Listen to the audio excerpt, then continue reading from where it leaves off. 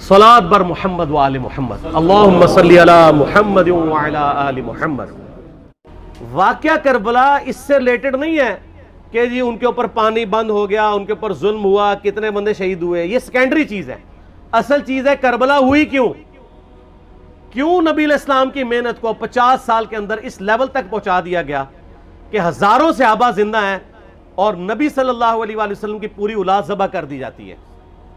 ہم تو یہ کہہ نہیں رہے کہ کیسے ذبح کیا انہوں نے، آری چلائی تھی یا تلوار چلائی تھی، یہ تو واقعہ کربلا تو سب کو پتہ ہے، ان کی شہادت بھی سب کو پتہ ہے۔ جامعہ ترمذی میں حدیث ہے حسن و حسین جنتی نوجوانوں کے سردار ہیں اور ان کی والدہ جو ہے وہ جنتی عورتوں کی سردار ہیں، اور المستدرک الحاکم میں حدیث ہے حسن و حسین جنتی نوجوانوں کے سردار ہیں اور ان کے والد ان سے بھی بہتر ہیں۔ تو یہ تو ڈیفینٹ حدیثیں ہیں، یہ تاریخ تو نہیں ہے، نبی علیہ السلام کے فرامین ہیں۔ تو ان کی موجودگی میں ان کے ساتھ یہ کچھ کیا جائے تو ہم نٹی گریٹیز میں نہیں پڑھتے، ہم اس تھیم کے اوپر کہ یہ کون سی چیز تھی جس نے خلافت راشدہ کو ملوکیت میں بدل دیا، ہم اس تھیم کے اوپر بات کرتے ہیں۔ ہم کہتے ہیں چھوڑ دیں، بندے ہندے چھوڑیں، الٹیمیٹلی کیا نکلا ہے، کس کی وجہ سے ہوا ہے، وہ تو احادیث کی کتابوں میں موجود ہے۔ ہم کب کہہ رہے ہیں خفیہ کیمرے لگا گئے جی کس نے گولی پہلا تیر کس نے چلایا، یہ وہ ہم تو بتا رہے کس کے دور حکومت میں ہوا اور ان کا اپنا کردار کیا تھا، اس کو کس طریقے سے لا کے تخت پہ بٹھایا گیا، وہ ساری کی ساری چیزیں تو سامنے ہیں۔ وہ تاریخ کی کتابیں نہیں ہیں، حدیث کی کتابیں ہیں۔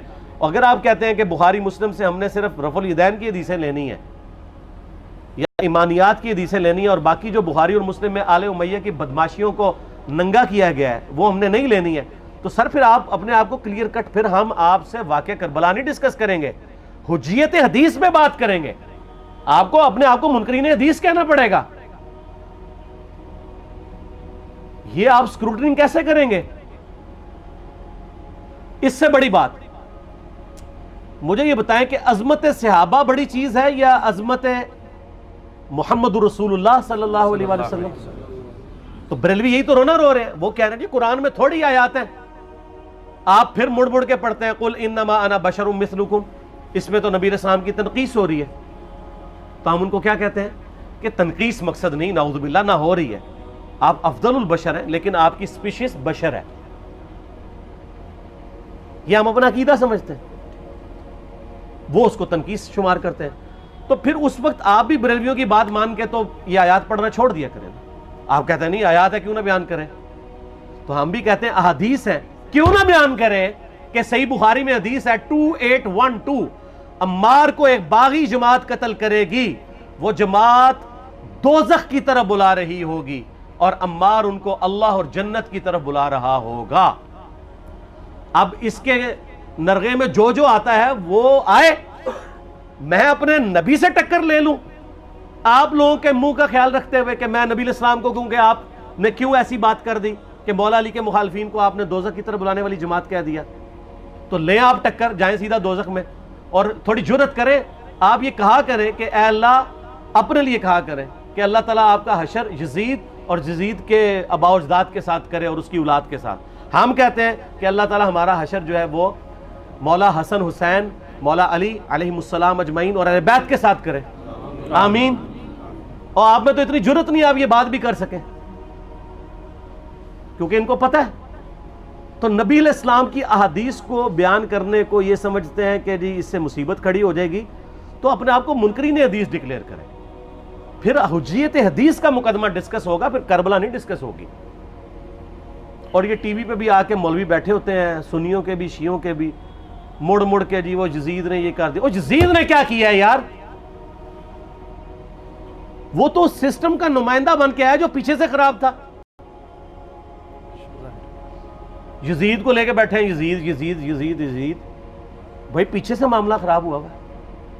اگر نہیں یقین آتا تو یہ بخاری مسلم کی میں نے آلموسٹ 200 سے زیادہ احادیث مین اسٹریم کی کتابوں سے اکثر بخاری مسلم سے جمع کیے، پڑھیں، اور سر میں نے تو ان کو چیلنج دیا ہے یہ حدیثیں پڑھ کے نا اپنے ممبروں سے صرف ان حدیثوں کی تشریح اپنی پبلک کے سامنے کر دیں، نہیں کر سکتے تو وہ لعنت کے مستحق تو ہو رہے ہیں نا، حق چھپا کے، اور قیامت دن کے منہ پہ لگام ڈالیے، اور پھر مڑ مڑ کے کہتے ہیں نہیں جی وہ کچھ چیزیں خاص ہوتی ہیں وہ عوام الناس کے سامنے نہیں کرنی چاہیے، وہ صحابہ کرام بھی بعض اوقات ایسی باتیں پبلکلی نہیں کرتے تھے، میں نے اس کے اوپر بڑا ایک میرا کلپ ہے یوٹیوب پہ، مولا علی سے متعلق 5 جھوٹ، تو میں نے کافی ساری چیزیں اس میں ڈسکس کی ہیں.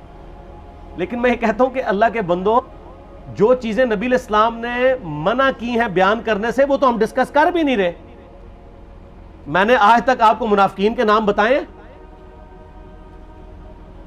آپ نے حذیفہ ابن یمان کو بتائے تھے نا آپ صلی اللہ علیہ وسلم نے، صحیح بخاری میں آتا ہے. تو میں نے آپ کو بتائے، آپ رازدار رسول تھے، وہ ختم ہوگی بات. میں نے کبھی ڈسکس کی ہے؟ اگرچہ میں نے صحیح مسلم کی حدیث 7035 نمبر ڈسکس کی ہے کہ نبی علیہ السلام نے فرمایا میرے صحابہ میں 12 منافق ہیں، وہ کبھی بھی جنت میں داخل نہیں ہوں گے یہاں تک کہ سوئی کی ناکے سے اونٹ نہ گزر جائے، اور ان میں سے 8 ایسے ہیں جس کی کمر پہ دوبیلا پھوڑا نکلے گا. میں نے آج تک آپ کو بتایا کہ کس کس کی کمر پہ دوبیلا پھوڑا نکلا اور اس کی موت اسی پھوڑے میں ہوئی ہے؟ بتایا؟ تو میں تو وہ چیزیں ڈسکس بھی نہیں کر رہا، میں وہ چیزیں ڈسکس کر رہا ہوں جو نبی علیہ السلام نے علامات النبوہ میں بتائی ہیں. یہ امام بخاری حدیث نبوت کی دلیل کے چیپٹر میں لے کے آئے ہیں، اور امام بہقی نے 3500 احادیث پر مشتمل ایک کتاب لکھی ہے دلائل النبوہ، کہ ہم نبی صلی اللہ علیہ وسلم کو نبی کیوں مانتے ہیں، اس کے اوپر. اور اس میں یہ ساری حدیثیں عمار بن یاسر کے قتل والی لے کے آئے ہیں، بتانے کے لیے کہ دیکھیں ہمارے نبی علیہ السلام کی نبوت کی دلیل ہے کہ آپ نے اپنی وفات کے آلموسٹ 30 سال کے بعد ہونے والے واقعے کو پہلے ہی بتا دیا. یہ حدیثیں چھپانے والی نہیں، بیان کرنے والی ہیں، علامات النبوہ کی حدیثیں. آپ کہتے ہیں چھپائیں، اگر کوئی حدیث دنیا میں نہیں چھپائی جا سکتی نا تو علامات النبوہ والی حدیث ہے، کیونکہ وہ تو نبی صلی اللہ علیہ وسلم کی نبوت کو جسٹیفائی کرتی ہے. ورنہ میرا ایک معصومانہ سوال ہے کہ نبی صلی اللہ علیہ وسلم نے یہ باتیں کر کے ان کے زوم میں نعوذ باللہ امت کو مصیبت میں ڈال دیا. آپ نے خود ہی فرمایا کہ یہ ہوگا. کیوں فرمایا آپ نے؟ میں تو بیان کر کے مجرم ہوں. تو جس نے مجھے خبر دی ہے ان کے بارے میں آپ کا کیا خیال ہے؟ یہ مسند احمد کی حدیث یہ میں نے گھر بیٹھ کے بنائی ہے کہ میری بیوی کا کیا حال ہوگا جس پہ ہوب کے کتے بھونکیں گے. تو سیدہ عائشہ سے مجھ سے زیادہ نبی علیہ السلام کو محبت تھی، لیکن آپ اللہ کے پیغمبر تھے، آپ نے اپنے گھر کی خبر بھی نہیں چھپائی، بتا دی کہ یہ ہوگا. اور اس سے بڑھ کے آپ صحیح بخاری میں دیکھیں عمار بن یاسر کا خطبہ ہے. میں نے یہ سارا، پریشان نہیں ہونا، یہ ریسرچ پیپر میں سارا کچھ موجود ہے، اور کوئی چیز بھی ایسی نہیں جو اس میں سکپ ہو. صحیح بخاری میں خطبہ ہے کہ عمار بن یاسر کو مولا علی نے بھیجا کوفے میں. کوفے والے نیوٹرل ہو گئے تھے کیونکہ بصرہ سے سیدہ عائشہ آ رہی تھیں، اور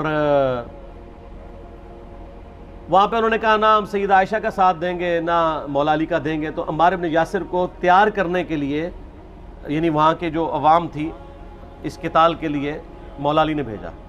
تو سیدنا عمار بن یاسر نے وہاں پہ کوفے کے منبر پہ خطبہ دیا. بخاری کے الفاظ ہیں، اوپر والی سیڑھی پہ عمار بن یاسر نے حسن ابن علی کو بٹھایا، حالانکہ حسن ابن علی سے 4 گنا بڑی عمر تھی عمار بن یاسر کی، 90 پلس ہو چکے ہوئے تھے،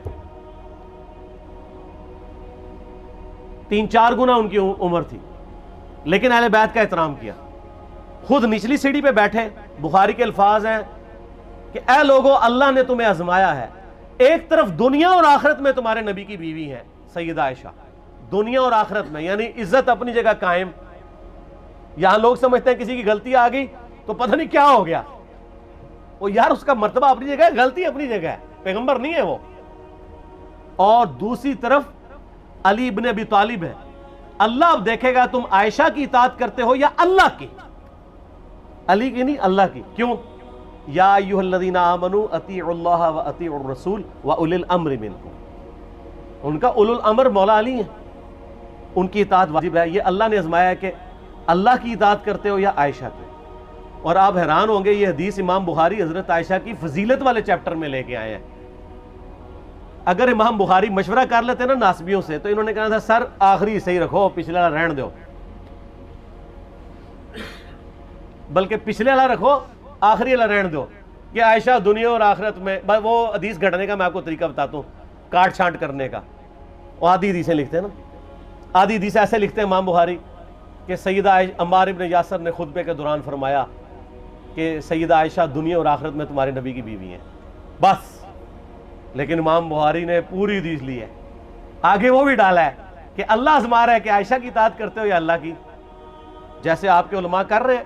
صحیح مسلم کی حدیث 6488 آدھی بیان کرتے ہیں سارے مولوی، بریلوی، دیوبندی، اہل حدیث سب. میرے صحابہ کو برا مت کہو، اگر تم میں سے کسی نے احد پہاڑ کے برابر بھی سونا خیرات کر دیا اور میرے صحابہ نے ایک مد یعنی 600 گرام خیرات کی، آدھا کلو، اس کے آدھے کو بھی نہیں پہنچ سکتا.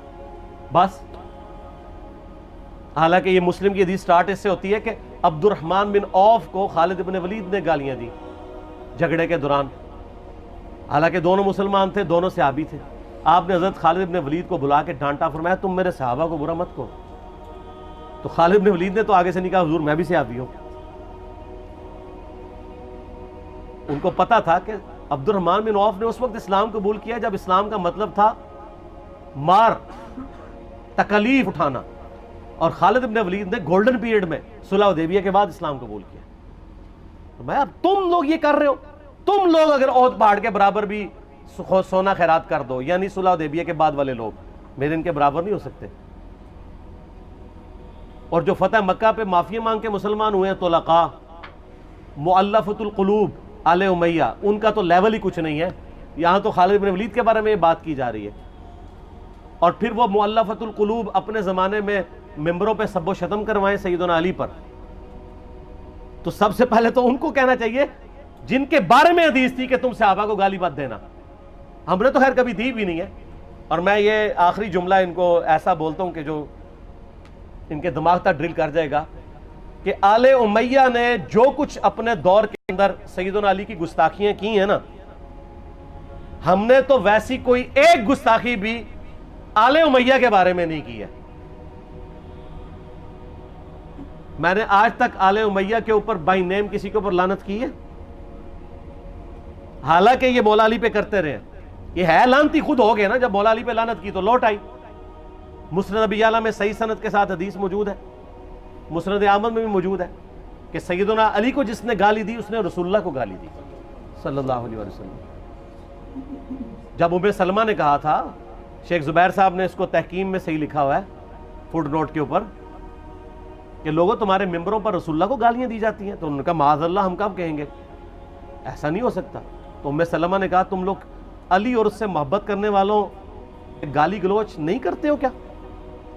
جبکہ میں نبی کی بیوی کہتی ہوں کہ سب سے زیادہ رسول اللہ سے محبت، سیدنا علی سے محبت نبی صلی اللہ علیہ وآلہ وسلم کرتے تھے. لہٰذا جب یہ تم کہتے ہو نا علی پر لعنت، علی سے محبت کرنے والوں پہ لعنت، تو یہ لعنت تو تم نبی علیہ السلام تک لے کے جا رہے ہو نعوذ باللہ، کیونکہ علی سے محبت کرنے والا پہلے نمبر پہ نبی صلی اللہ علیہ وآلہ وسلم ہے. اور پھر کہتے ہیں سب کا مطلب تنقید ہے. اور نہ، پرانیاں گلاں، پرانے بابے، پرانے بزرگ، جھوٹے ہو. صحیح مسلم کھولو 6229 غدیر خم سے اگلی حدیث، لعن اللہ ابا التراب کے الفاظ ہیں، مٹی والے ابن ابی طالب پر لعنت، یہ الفاظ موجود ہے. سب کا ترجمہ لعنت ہی ہے، تنقید نہیں ہے. اچھا پھر میرا معصومانہ سوال ہے کہ اس کا مطلب ہے صحابہ پہ تنقید کرنا اچھا کام ہے؟ کہیں گے نہیں.